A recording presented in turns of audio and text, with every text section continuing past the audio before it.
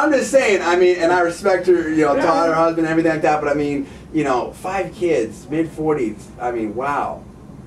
You know? And I like that she's tough. And right, she's, I mean, again, I think that she was courageous to use the phrase death panels, which, again, isn't literally true, but is figuratively true.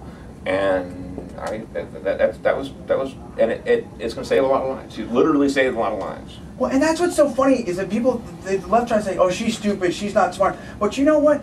This woman from Alaska has such unbelievable political instincts to really just put her finger on it. Sometimes she steps in it, but man, like the death panels and just some of the things that she... And where did she put death panels? Where did the phrase appear? It wasn't there. Now, where did it appear? Where did she use the phrase death panels? What medium did she use? Oh, I'm Facebook. Right. Boom. Pretty kind of an amazing testament. There you go. She always has 1 million friends on Facebook, and they try to marginalize. She's not good. She's bigger than ever now. We'll see. But it is interesting that something like Facebook, which didn't even exist 5 years ago, is now sort of the approved method for communicating something that then rockets around the world. Well, so I think this brings up so many different things. So, you know, there are some people that say, okay, well, okay, like that's what happens in my mind, just jumps around.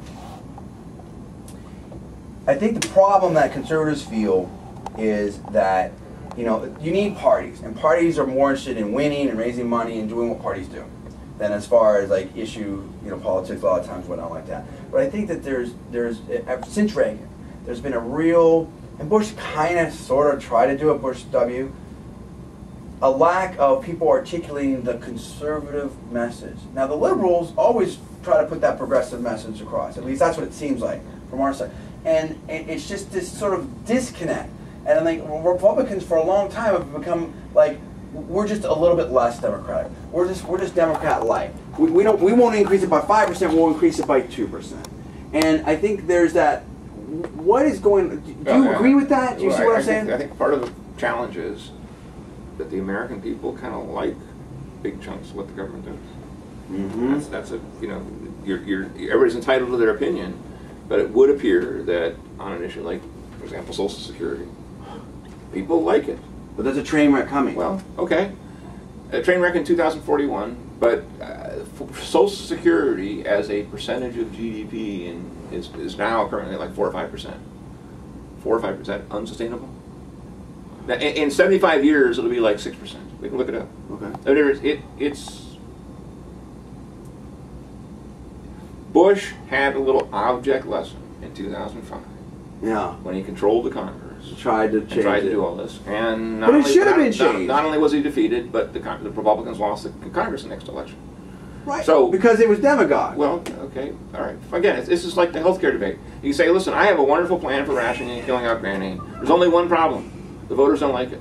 Now, either then we will either beat the voters to a pulp and make them agree with us, or lie to them and do it anyway. Right. Or simply say, well, maybe this is a small d democratic country. If this is what the people want, maybe we should give it to them. But you think the people are right on Social Security? I don't think there's anything wrong with saying to somebody that we're going to give you $1,100 a month when you retire. Live with dignity. But okay, I'm not against that. Good. What I'm saying is, I get my happy pin now. I get my gold star, right? I got great grades, but I always got bad grades on contacts and handwriting. My elementary school teachers will never forget that. What I'm against is unfunded liabilities. What I'm against is Medicaid, Medicare, and Social Security that are going to absolutely bankrupt this country, awash in debt. Well, Social Security won't. You can look it up. You sure? I'm positive. Social Security, Medicare and Medicaid are huge issues. Okay. We talked about healthcare before. Yeah. Just to make the point. Look, again, the frontal assault on Medicare. It's a $500 billion program, and it is going way up beyond that.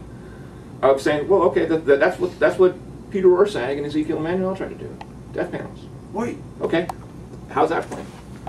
Well, so what needs to happen is we need to make people healthier. Well, yeah, exactly. So they live an extra 5 years and pay taxes. Yeah. Or can keep working and don't then start consuming healthcare of a Medicare level dimension until they're 70 or as opposed to 65. Anything else is just a buzzsaw. I mean, there's no shortage of. There's the Committee for a Responsible Federal Budget has a meeting here at the New America Foundation tomorrow, on Wednesday the 16th, where they're going to talk about cutting entitlements, and they're going to get courageous Republicans and courageous Democrats to come up and say, "Oh yes, we're going to cut entitlements," and then those people, if they get anywhere near doing it, are going to get thrown out of office the next time around. Yeah. So maybe just you got to look, the curves on healthcare. Obama's always talking about bending the curve on health. Right, cost curve. The cost curve. The curve you have to bend is how much does it cost to get a liver transplant? If it's $2 million, then you can say, well, only Steve Jobs will get a liver transplant. All right. Okay. Or you say, listen, if we can turn it into some sort of routine procedure, like a LASIK or something like that, with robots or who knows what, or just grow better livers inside. Commoditize, exactly. Right. You got to turn it into. If you can't do that, then you're simply taking a serious item and turning it into a boutique item, which is to say it's rare. Yeah. And then so only Bill Gates and members of Congress get it. Producing Fords versus Lamborghinis. Exactly. And so if only Gates and members of Congress get it, everybody else is going to say, I hate this. Right. And it's not going to be politically popular.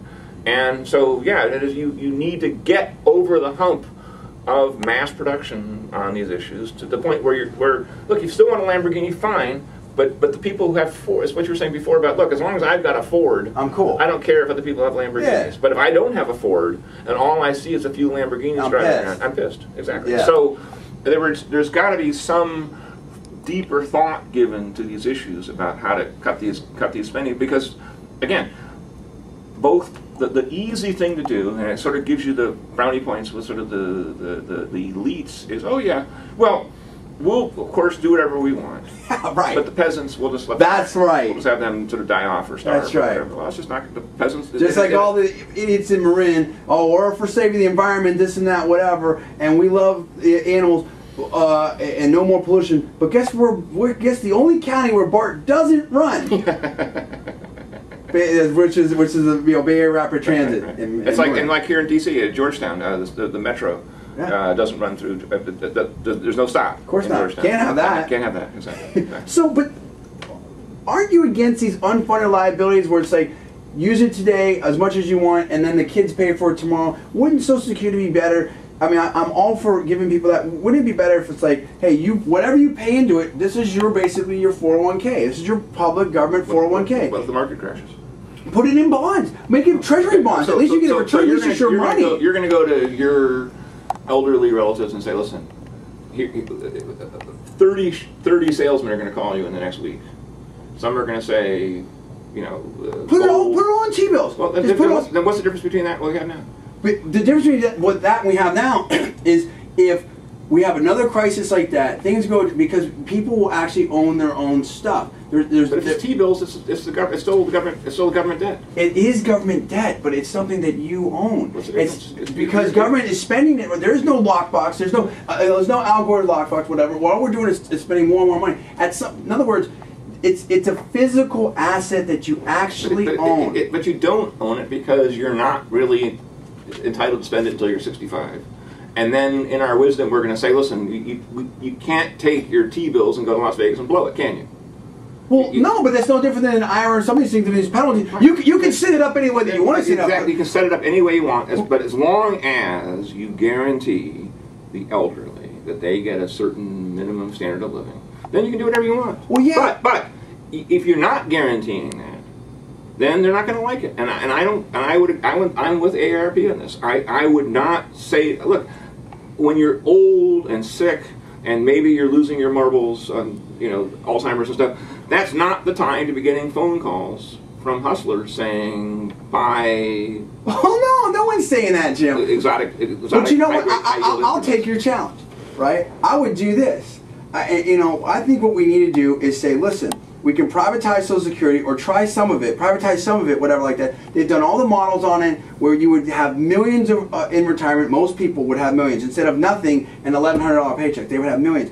I would say, hey, you can do index funds, you know, some very conservative stuff. So you get either 7% from an index, or you get 4% or 3% from T-bills, somewhere in that risk curve. That's all you can choose from. If somehow or another, you know, T-bills crash, the market crashes, then we would guarantee you your $1,100 a month. But I would be absolutely confident. This is like the S&Ls. You just created the S&L system. How's this better?